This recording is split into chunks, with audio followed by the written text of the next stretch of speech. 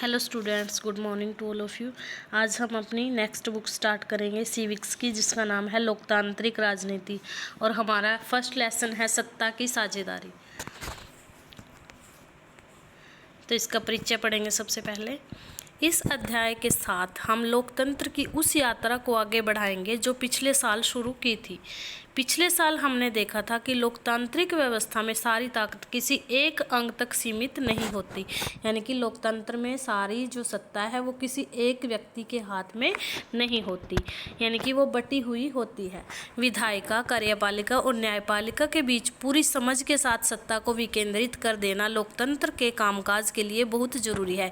यानी कि जो सत्ता है उसको शक्तियों को विधायिका, कार्यपालिका और न्यायपालिका के बीच में बांटा जाता है बड़ी ही सूझबूझ के साथ।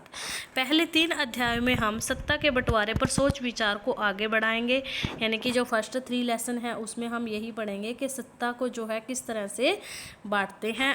आइए हम बेल्जियम और श्रीलंका की 2 कथाओं के साथ शुरुआत करते हैं, यानी कि इस लेसन में बेल्जियम और श्रीलंका की के कितने परसेंट वहाँ पे कौन सी जनसंख्या रहती है, इसके बारे में हम पढ़ेंगे। और ये दोनों घटनाएं बताती हैं कि विभिन्न लोकतांत्रिक शासन पद्धतियाँ सत्ता के बंटवारे की मांग से किस तरह निपटती हैं। इन घटनाओं से यह समझने में कुछ मदद मिलेगी कि आखिरकार लोकतंत्र में सत्ता के बंटवारे की ज़रूरत क्यों होती है। इससे हम सत्ता के बंटवारे के उन रूपों पर बातचीत कर सकेंगे जिनकी चर्चा अगले अध्यायों में की गई है। तो अब हम बेल्जियम और श्रीलंका के बारे में पढ़ेंगे। बेल्जियम यूरोप का एक छोटा सा देश है, क्षेत्रफल में हमारे हरियाणा राज्य से भी छोटा, यानी कि हरियाणा का जो क्षेत्रफल है वो 44,212 वर्ग किलोमीटर है, तो ये इससे भी छोटा है। इसकी सीमाएं फ्रांस, नीदरलैंड, जर्मनी और लक्समबर्ग से लगती हैं और इसकी आबादी 1 करोड़ से थोड़ी अधिक है, यानी कि हरियाणा की आबादी के से करीब आधी है। और इस छोटे से देश के समाज की जातीय बुनावट बहुत जटिल है।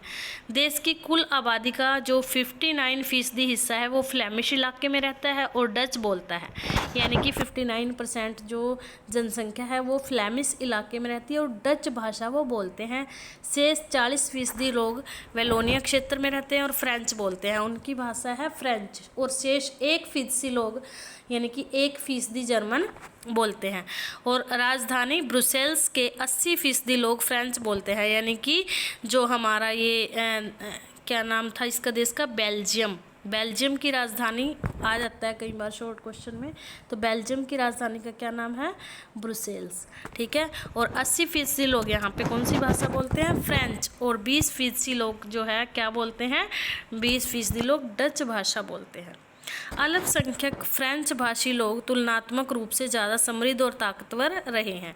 बहुत बाद में जाकर आर्थिक विकास और शिक्षा का लाभ पाने वाले डच भाषी लोगों को इस स्थिति से नाराज़गी थी। इसके चलते 1950 और 1960 के दशक में फ्रेंच और डच बोलने वाले समूहों के बीच तनाव बढ़ने लगा और इन दोनों समुदाय के टकराव का सबसे तीखा रूप ब्रुसेल्स में दिखा, और यह एक विशेष तरह की समस्या थी।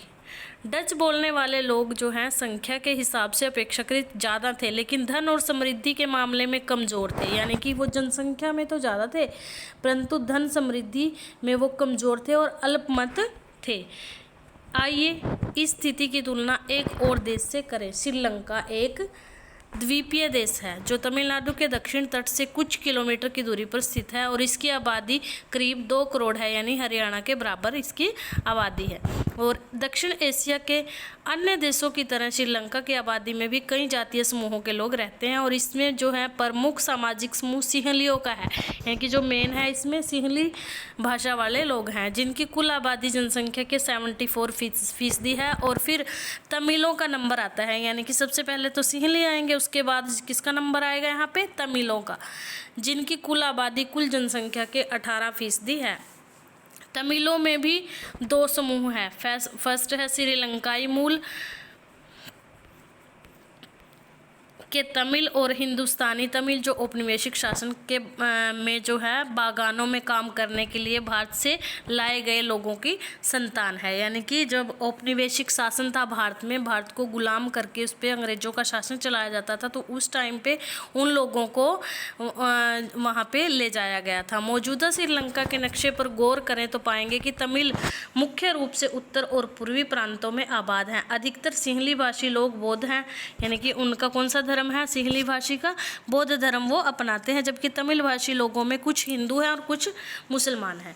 और श्रीलंका की आबादी में ईसाई लोगों का हिस्सा 7% है। कई बार आपके क्वेश्चन में पेपर में क्वेश्चन आ जाता है कि श्रीलंका में ईसाई लोगों का हिस्सा कितना है, तो कितना आएगा, 7%।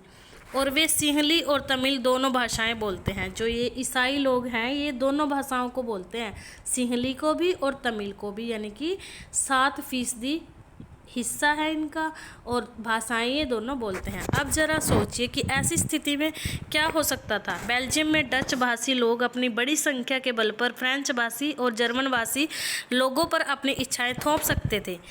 इससे उनके बीच की लड़ाई और बढ़ जाती। संभव था कि देश बंट जाता और ब्रुसेल्स पर दोनों पक्ष अपना अपना दावा ठोकते। और श्रीलंका में सिंहली आबादी का बहुमत और ज़्यादा था और वे लोग मुल्क के में जो है अपनी मनमानी चला सकते थे।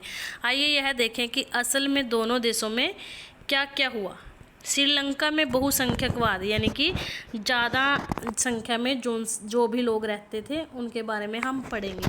सन 1948 में श्रीलंका स्वतंत्र राष्ट्र बना, यानी कि भारत 1947 में स्वतंत्र हुआ था और श्रीलंका 1948 में। सिंहली समुदाय के नेताओं ने अपनी बहुसंख्यक के बल पर शासन का प्रभुत्व जमाना चाहा कि हम ज़्यादा हैं तो शासन पे हमारा हक होना चाहिए, उनका ये मानना था सिंहली समुदाय वालों का। इस वजह से लोकतांत्रिक रूप से निर्वाचित सरकार ने सिंहली समुदाय की प्रभुता कायम करने के लिए अपनी बहुसंख्यक परिस्थिति के तहत कई कदम उठाए। 1956 में कानून बनाया गया जिसके तहत तमिल को दरकिनार करके सिंहली को एकमात्र राजभाषा घोषित कर दिया गया। यानी कि 1956 में के कानून के तहत जो है सिंहली भाषा को जो है राजभाषा उन्होंने घोषित कर दिया था। विश्वविद्यालयों और सरकारी नौकरियों में सिंहलियों की प्राथमिकता देने की नीति भी चलाई, यानी कि उनको ही इम्पोर्टेंस दी जाती थी विश्वविद्यालयों में और सरकारी नौकरियों में। नए संविधान में यह प्रावधान भी किया गया कि सरकार बौद्ध मत को संरक्षण और बढ़ावा देगी, यानी कि जो बौद्ध धर्म को मानते हैं उनको ही संरक्षण दिया जाएगा और बढ़ावा दिया जाएगा। और एक एक करके आए इन सरकारी फैसलों ने श्रीलंकाई तमिलों की नाराज़गी और शासन को लेकर उनमें बेगानापन बढ़ाया, यानी कि उनको एक तरह से अलग कर दिया, अलगावपन, बेगानापन उसमें बढ़ा दिया। और उन्हें लगा कि बौद्ध धर्मावलंबी सिंहलियों के नेतृत्व वाली सारी राजनीतिक पार्टियां उनकी भाषा और संस्कृति को लेकर असंवेदनशील हैं, यानी कि जो ये बौद्ध धर्म के लोग हैं ये उनको बिल्कुल भी इम्पोर्टेंस नहीं देंगे, उनके लिए कुछ भी नहीं करेंगे। उन्हें लगा कि संविधान और सरकार की नीतियाँ उन्हें समान जो है राजनीतिक अधिकारों से वंचित कर रही है, यानी कि उनको जो भी राजनीतिक अधिकार है, सभी जो महत्वपूर्ण पद हैं उनसे उनको वंचित कर दिया जाएगा। नौकरियों और कायदे के अन्य कामों में उनके साथ भेदभाव हो रहा है और उनके हितों की अनदेखी की जा रही है। परिणाम यह क्या हुआ कि तमिल और सिंहली समुदाय के संबंध बिगड़ते चले गए। अब दोनों में जो है एक तरह से फूट पड़ गई। तो बहुसंख्यकवाद आया था एक वर्ड इसमें। तो बहुसंख्यक क्या होता है? यह मान्यता कि अगर कोई समुदाय बहुसंख्यक है तो वह अपने मनचाहे ढंग से देश पर शासन कर सकता है और इसके लिए वह अल्पसंख्यक समुदाय की ज़रूरतों और इच्छाओं की अवहेलना कर सकता है। तो ये है हमारा बहुसंख्यक। श्रीलंकाई तमिलों ने अपनी राजनीतिक पार्टियां बनाई और तमिल को राजभाषा बनाने, क्षेत्रीय स्वायत्तता हासिल करने और शिक्षा और रोजगार में समान अवसरों की मांग को लेकर उन्होंने संघर्ष किया। लेकिन तमिलों की आबादी वाले इलाके की स्वायत्तता की उनकी मांगों को लगातार नकारा गया, यानी कि उनको मना कर दिया। जो उन्होंने मांगे की थी उनको नकार दिया गया। और 1980 के दशक तक उत्तर पूर्वी श्रीलंका में स्वतंत्र तमिल इलम क्या होता है? सरकार एक तरह से, ठीक है, इलम को सरकार कहेंगे, बनाने की मांग को लेकर उनके राजनीतिक संगठन बनाए गए। और श्रीलंका में दो समुदायों के बीच पारस्परिक अविश्वास ने बड़े टकराव का रूप ले लिया और यह टकराव गृह युद्ध में परिणत हुआ, यानी कि इस टकराव से वहाँ पे गृह युद्ध स्टार्ट हो गया एक तरह से। परिणाम स्वरूप दोनों पक्षों के हजारों लोग मारे जा चुके हैं और अनेक परिवार अपने मुल्क से भागकर शरणार्थी बन गए, यानी कि कहीं और जाके बस गए, और इससे भी कई गुना ज़्यादा लोगों की रोजी रोटी चौपट हो गई। आपने पढ़ा है 10वीं कक्षा की अर्थशास्त्र की पाठ्य पुस्तक के पहले अध्याय में कि हमारे क्षेत्र में देश में आर्थिक विकास, शिक्षा और स्वास्थ्य के मामले में श्रीलंका का रिकॉर्ड सबसे अच्छा है और वहां के गृह युद्ध से मुल्क के सामाजिक, सांस्कृतिक और आर्थिक जीवन में काफ़ी परेशानियां पैदा हुई और 2009 में इस गृह युद्ध का अंत हो गया था। तो नेक्स्ट है बेल्जियम की साझेदारी, जो हम नेक्स्ट लेक्चर में पढ़ेंगे। आपने ये लेसन केयरफुली रीड करना है और इसको समझना है, जो भी इसमें इम्पोर्टेंट लाइंस हैं उनको आपने फाइंड आउट करना है, पेंसिल के साथ अंडरलाइन करना है। ठीक है, thank you, have a nice day.